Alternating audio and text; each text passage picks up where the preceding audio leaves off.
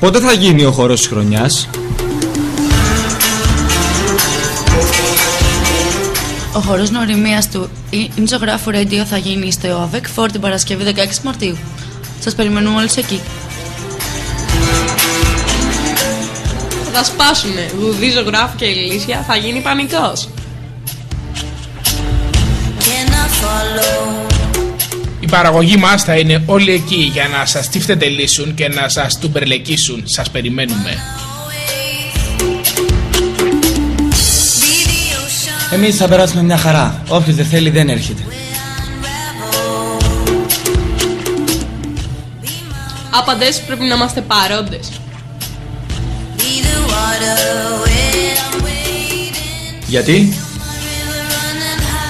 Για 10 βασικούς λόγους, βρε κούκλε μου. Τι είναι αυτοί οι 10 βασικοί λόγοι? Γιατί μπορώ, γιατί μπορείς, γιατί έτσι, γιατί μ' αρέσει. Και το φεγγάρι δεν μοιάζει με τυρί και το τυρί δεν μοιάζει με φεγγάρι. Γιατί μ' αρέσει να μοιράζω πόνο, γιατί δεν τρώω ανανά, γιατί οι τρύπες είναι πάντα στρογγυλές. Γιατί δεν είναι toast, είναι toast. Γιατί δεν είναι απλά είναι Ινζογράφου Radio. Να είστε όλοι εκεί, το πάρτι θα μετρήσει. Όποιος δεν έρθει θα φάει μπότα. Πότε?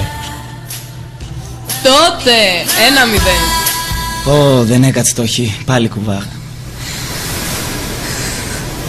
Παρασκευή 16 Μαρτίου.